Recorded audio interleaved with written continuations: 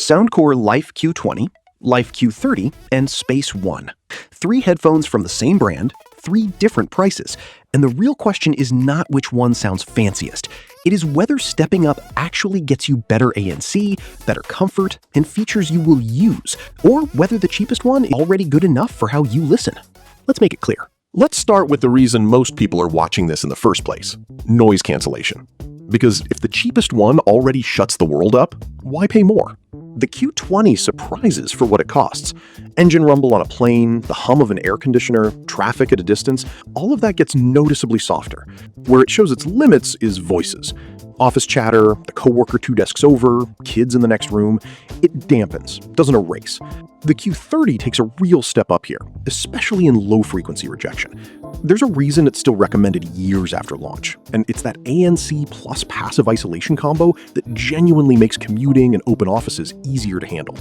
Some longtime owners even say it cancels low rumble better than the newer Space One, which is a wild thing to admit, but it keeps coming up. The Space One, on paper, was supposed to bury both. In practice, the picture is more nuanced. Where it actually wins is mid and high frequencies, meaning voices.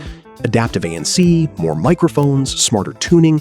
If your problem is people talking around you, this is the one that pulls ahead.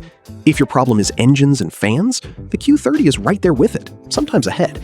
Real talk, the upgrade from Q20 to Q30 is the bigger jump for most people. The jump from Q30 to Space One is more about voices, transparency mode quality, and refinement than raw cancellation power.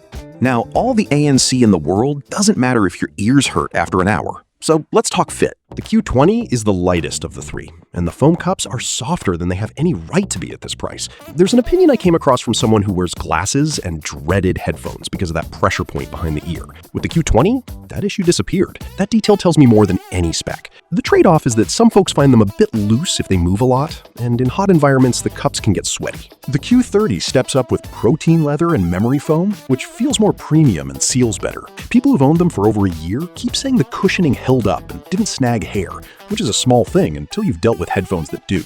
The Space One has the plushest headband of the 3 and rotating cups that conform to different head shapes. It's heavier, around 265 grams, and a few users mention a slight rustling sound from the housing when you rest against a pillow.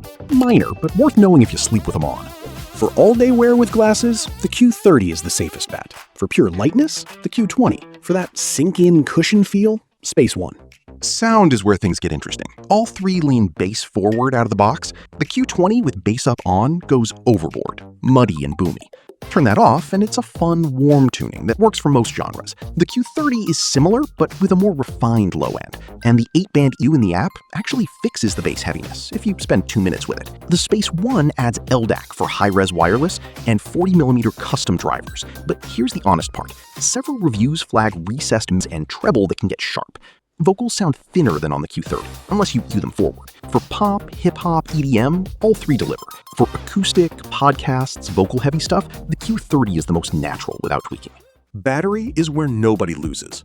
Q20 hits 60 hours without ANC, Q30 50 with ANC and 70 without, Space One 40 with ANC and 55 without. All 3 charge fast, all 3 last days of normal use. If you fly 15-hour routes regularly, the Q20 and Q30 give you the most runway, but honestly, you'll be fine with any of them. App and connectivity is another close one. The Q20 works with the Soundcore app for basic EQ. The Q30 adds the 8-band EQ and 3 ANC modes. The Space One brings Bluetooth 5.3, multipoint, Hear ID personalized EQ, and Easy Chat.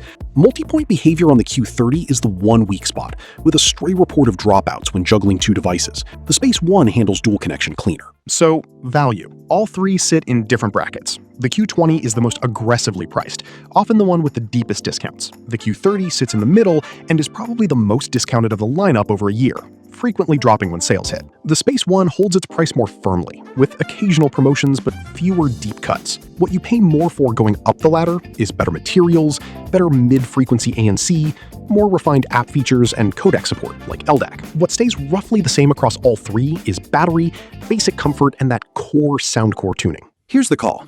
For most of you watching this, the Q30. That ANC plus comfort plus 8-band EQ combo is where the value sits, and it's why this thing keeps getting recommended years after launch. If your budget is tight and you mostly fight engines, fans, and traffic, the Q20 is genuinely good enough. If your real problem is voices around you, open offices, chatty coworkers, the Space One is the one that pulls ahead. No fluff. The Q30 is also the one that drops hardest when sales hit, so if you're patient, that's where the deal lives. And you, which one would you pick? Let me know in the comments. Links below in the description.